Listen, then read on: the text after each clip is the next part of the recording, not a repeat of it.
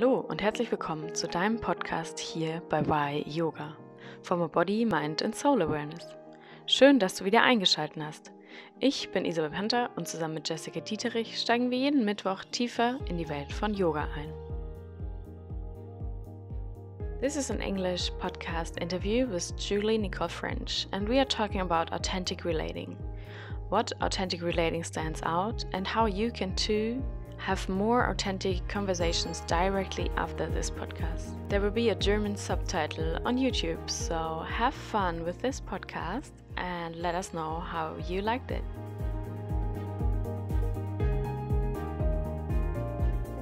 Welcome back to a new podcast episode here on Why Yoga. So today I have the honor to interview Julie. Hello.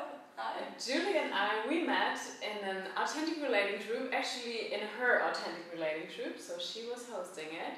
And I got totally curious about what authentic relating is, and that's the reason why I'm now interviewing Julie about authentic relating, to get also you to know authentic relating and Julie. So Julie, happy welcome. I'm so happy to have you here. Yeah, it's good to be here.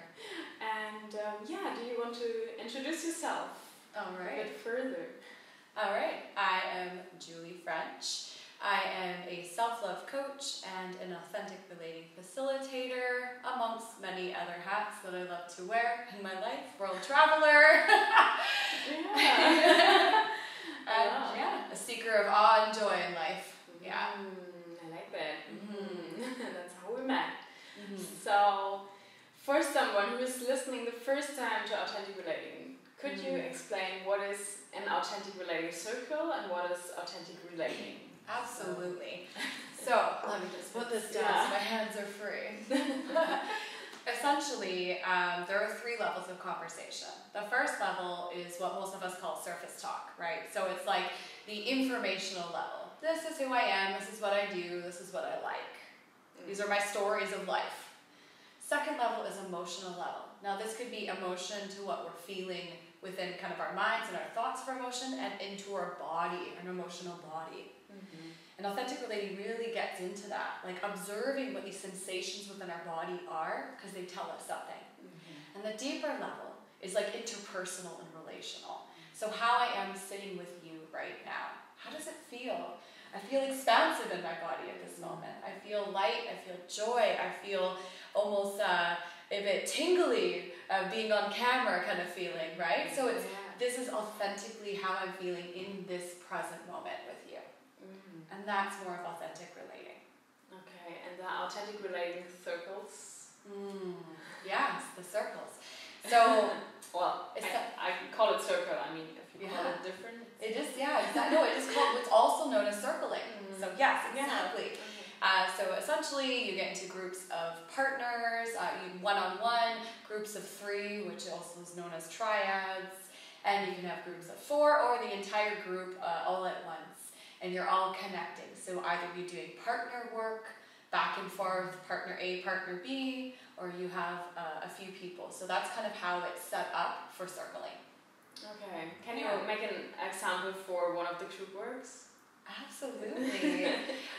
One thing I really love doing, which seems to be something that everyone loves to finish with, is a triad. So we have like three people together, and it's kind of what we call popcorn style. So I have a sentence done, like something, or if you really knew me, you'd know that. And then each person says a little quick sentence about themselves, or something vulnerable I'd like to share about myself is, and then each person goes.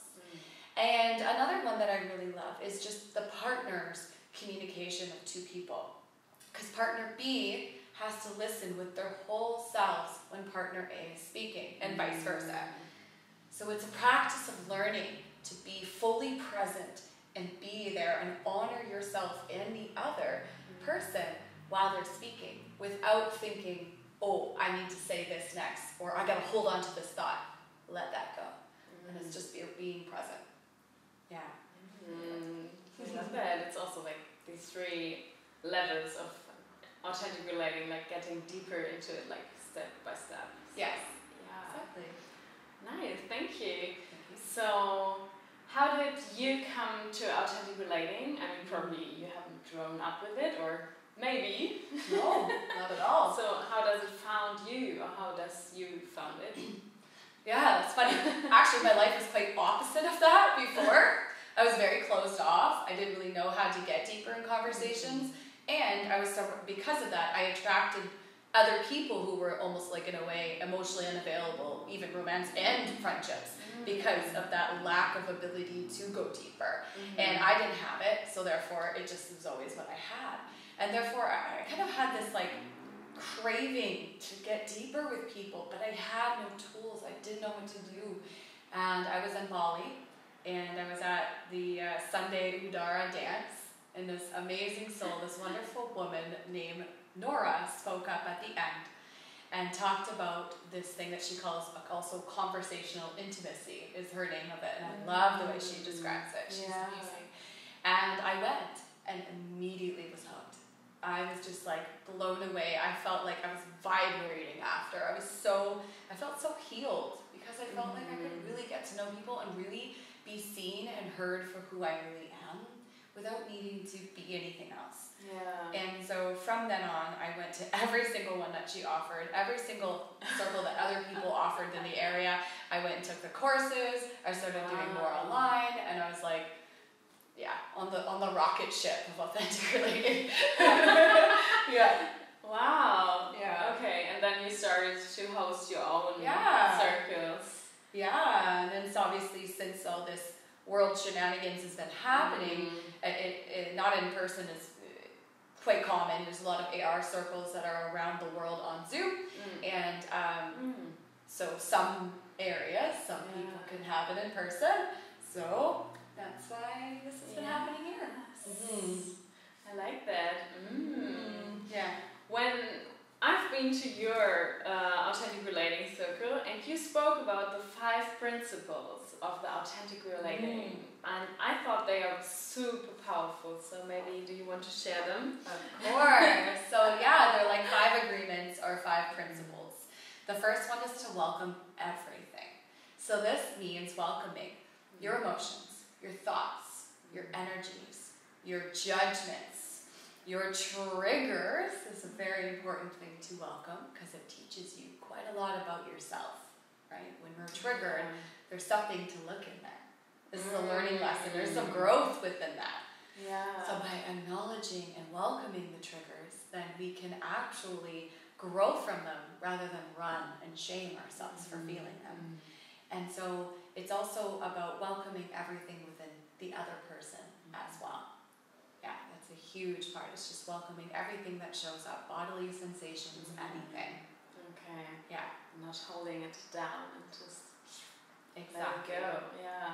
And the second one is to assume nothing. So that's a hard one, especially in the world we're living in today.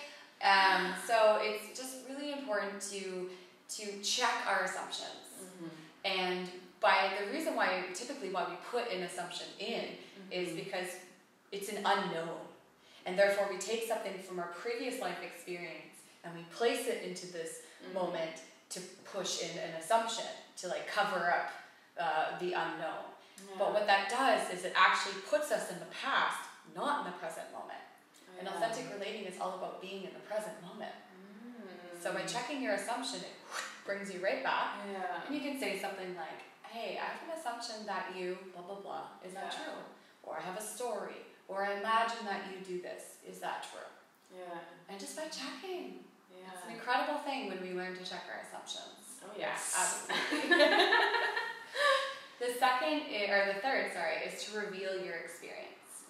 So if we cannot reveal who we are, we can't be seen for who we are. Yeah. Right? So if we put on this poker face and we're happy, bypassing, spiritual bypassing, because we do this also because we have a rejection within ourselves of any kind of negativity or so self-imposed negative thoughts, or we are so scared of being exiled or unaccepted by other people if we're not positive, good boys, happy vibes. And that, obviously it's good to have that, but that's not being real. That's not like revealing who you really are.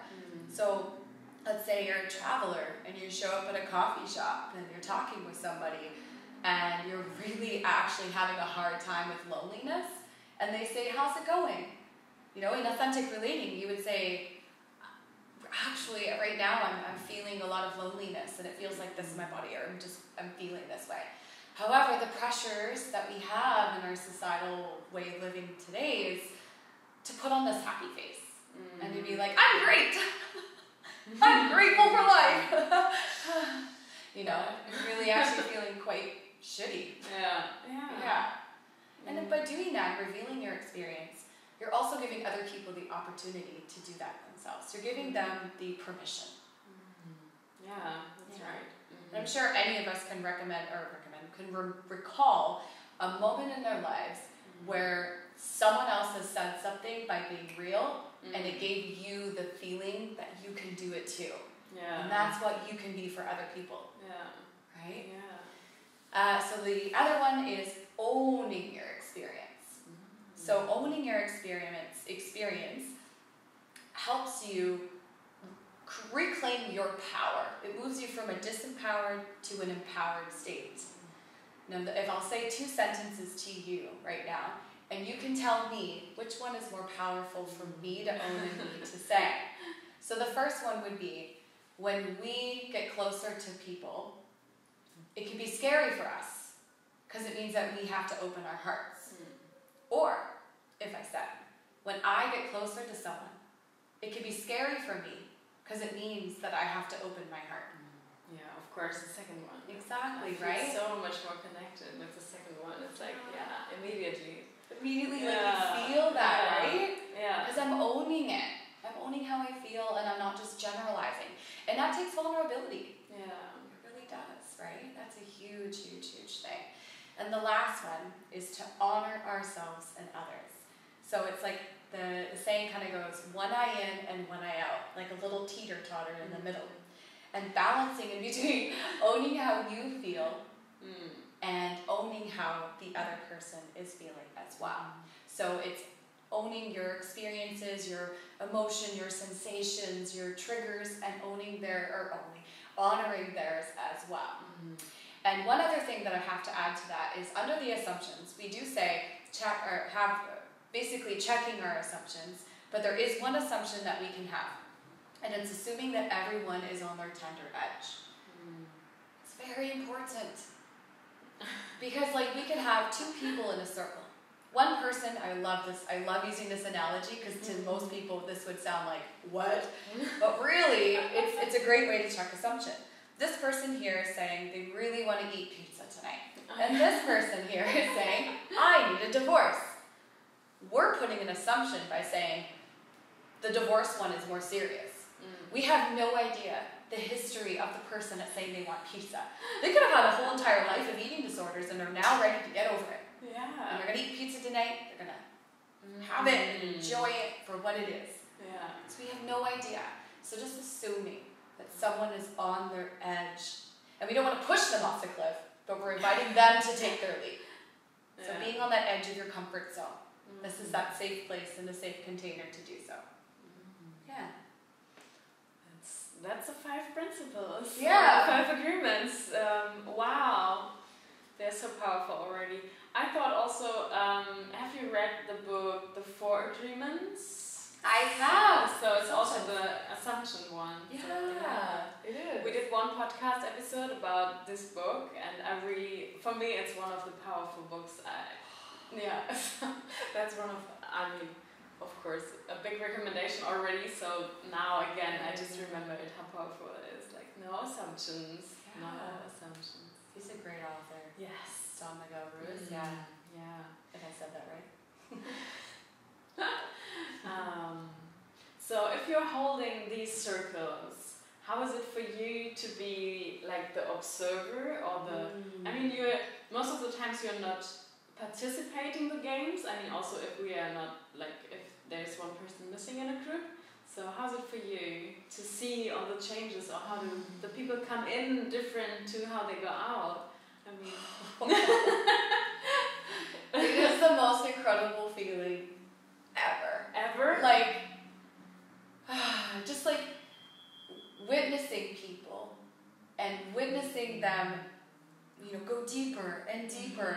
conversation and seeing like people's body language and witnessing that just relax because they're releasing in a safe container and they're actually able to share and be seen and be heard.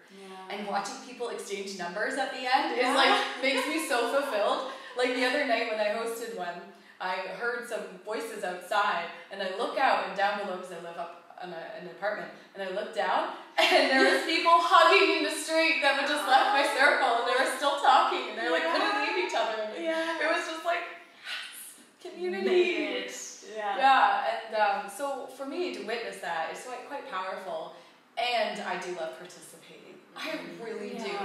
I do find it sometimes hard, to be honest, to like go a little bit back and forth between holding space for everybody and releasing myself. So I find I have to be on my edge for kind of both.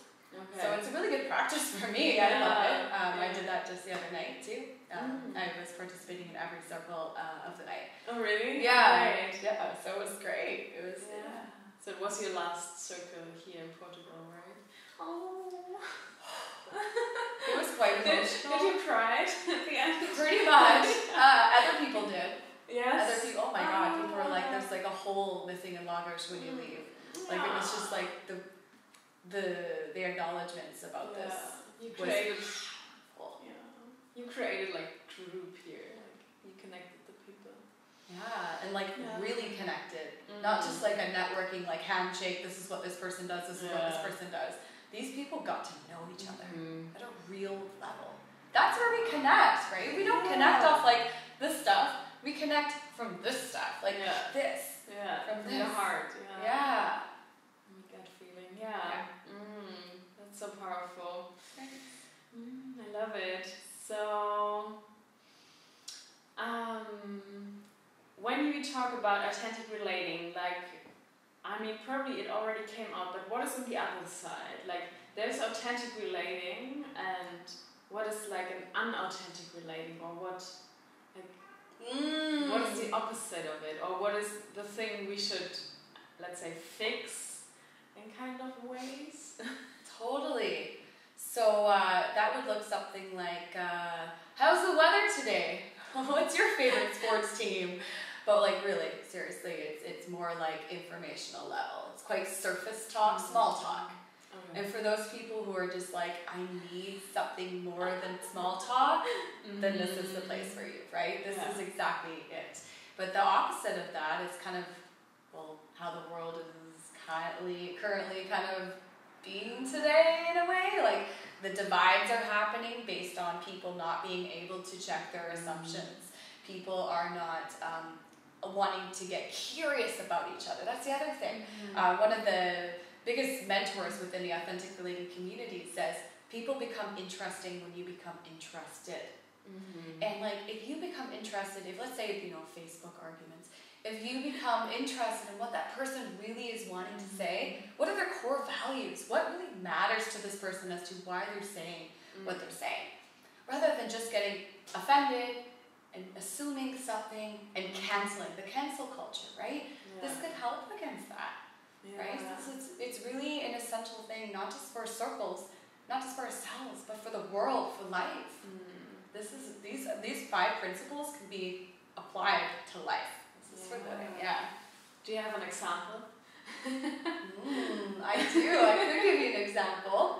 Okay, let's say on Facebook. I'll use that one because it's quite a thing. It's like typically on Facebook, if you say you love apples, everyone's like, you hate oranges. Like what about nectarines? It's kind of like people are assuming so much. So let's say somebody said something that really you feel offended by. You don't really like what they said because of your belief system, right? This is all based on belief and our perception. So if you were to say to that person, hey, when you said that, this is how I felt. I really felt this in my body. I really felt this emotionally. And this is what showed up for me when I read this. And I have an assumption that you, something, fill in that assumption. And is that true? And just really get curious. What's beyond that? What are they really saying? Or is your assumption even true? I mean, maybe it's not. No, exactly. That's why we check our assumptions, because we want to know if they're true. even on Facebook or in social media in general, it's like it's so easy to make assumptions and not to just get behind it. I mean, you don't even. It's so hard to feel what the people are saying or meaning on social media. So it's like go deeper. Go behind, try it. Yeah. So. Totally. Absolutely. Get curious. Yeah. So also, I mean, I just want to add on it. What's your, for the listeners now on the podcast, what's your tips for them to, if they're like curious, I mean, maybe they already got a point, so, but what is, 3 tips or 1 tip at least for authentic relating for them to start now when they're putting off the podcast? How to start authentic? Yes. That's a great question. I love that. So, of course, get curious. The really important thing is when you're communicating with somebody, to listen with your whole self.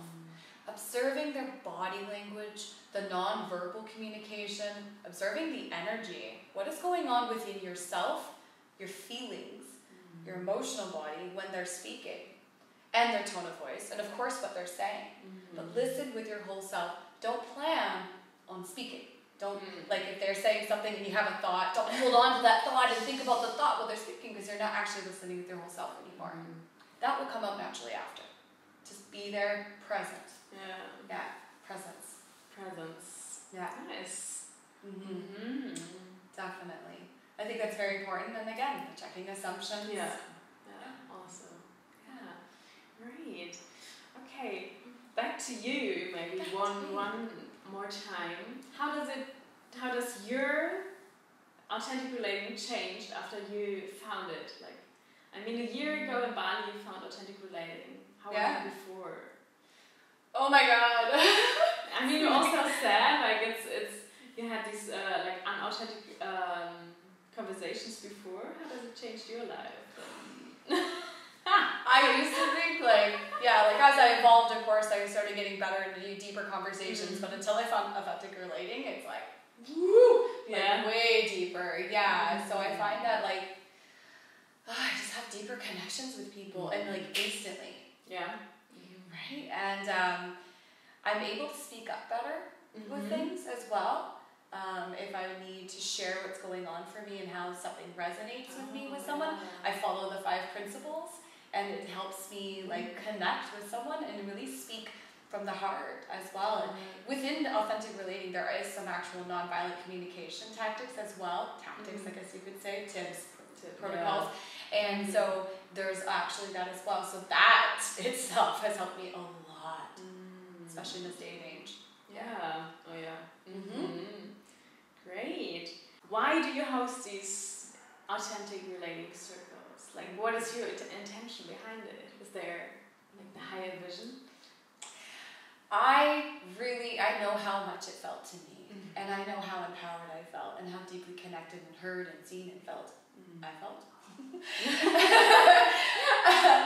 And so I want to pay that forward. Like, I want people to get connected. Deeply, really want people to get connected.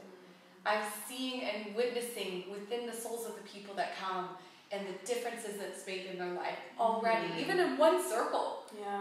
It's just, I can't even begin to describe. I could like levitate from that vibration I feel, and I'm like, whoa! Like, it feels so good. So that is the why. It's creating community, connection, communication, helping people get together and like find out our similarities rather than our differences. You know, like finding out like and again, how the world is going right now. Like think of all the divides. We could really have more connection.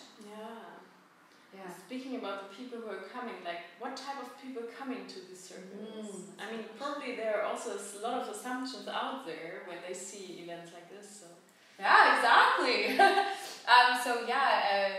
People of all walks of life can come to that. So people who are really experts in authentic relating go to circles all the time because it's that place for them to use what they have and really get that deep connection. And people who are completely new into the idea of human connection. I've had people that are typically used to very small talk and are very curious about how to go deeper, and I've had people from both. I've had people that were experts in nonviolent communication show up on my circles. I've had people that were also facilitators of authentic relating. I've had people that just know how to go deep in conversation.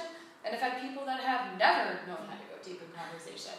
It's for everyone. Yeah. It's for everyone. So great. And it's even for all the travelers. I mean, you also said you're a traveler, so it's so nice for them. Right. So important for travelers. Because we're alone, right? So we don't actually get to be all that we are and when we first meet people, because there's that pressure to be toxic positive. Toxic positive. Yeah, I call toxic positive. Because if you're not actually feeling that way, I feel like that's toxic because you're not honoring yourself with how you feel. And so if you're able to just say, hey, I'm actually struggling with this right now. I'm actually feeling triggered, or I'm actually going through this. Somebody who can actually give you that ear to hear you. That is powerful. Yeah. Know that we are. So to be real. Emotionally naked. There should be even more authentic relating circles out there, and for travelers especially. So. Yep. I intend to do so. Yeah. I have to think about it. Okay. What is your future with authentic relating? Well, now that I'm leaving here, I'm going to be taking it online. Okay. Yeah. So I'm going to be taking it on Zoom. Okay. There's breakout rooms. It is the perfect platform. Great. And most people that's an assumption. See. But there is a bit of a barrier when it comes to virtual. However, with authentic relating and the depths that we go to with conversation, it actually can dissolve that. And there's specific exercises you can do to break past that virtual barrier and still feel deeply connected to others from around the world, different cultures, everything. Oh, great, yeah. So how does it change, or how does the games change online? Maybe some games change. Okay. Yeah. But it's still, it's still quite similar. Yeah. So if the listeners now are really curious about it, they can join it also online. They can join my online circles. We will link everything in great. the podcast show notes. So if someone wants to join, happy welcome. I really can recommend it. So authentic relating with Julie. Yes. Thank you. Are there any other projects for the future for you, or? Actually, in January, I am launching, because I've done this before in person, and I'm launching it online, a self-love embodiment journey. And it is powerful. Yeah, it's really about learning who we really are, untangling the conditioning and of what we're not, and really discovering and revealing our light. Wow. Yeah, finding the magic in ourselves. Yeah. It really is, actually. I'm very proud of it. It's a very good program. Yeah. Oh wow. Okay. Yeah. Okay. Last question. Last two. Oh. Do you have any book, video, podcast recommendations? I do. I would love to say authentic. The Untethered Soul. The Untethered Soul is an incredible book. It is so powerful. Really helps us to kind of understand who we really are. The second, I would say one about shadows. Understanding our shadow sides and our sub-personalities would be The Dark Side of the Light Chasers by Debbie Ford. The first book is by Michael Eisinger.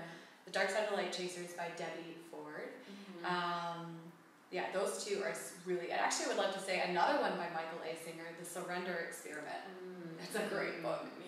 Yeah. Oh, great.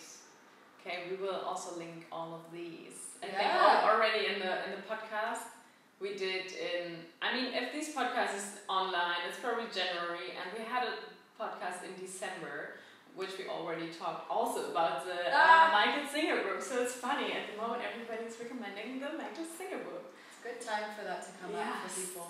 It's a great book. Read it. Yeah, we're in a self-retreat at the moment, right, with all these quarantines and lockdowns, so might as well learn more about ourselves. I love that. Yeah, a self-retreat. It is. Great. Yeah. Okay. Last question, Julie. What are you grateful for right now? Everything right now.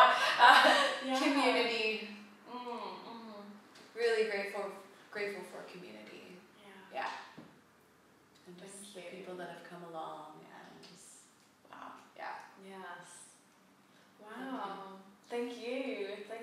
for sharing all these, so your story and your wisdom with us. And yeah, thanks for this podcast interview. Thank you for having me. Thanks for being here.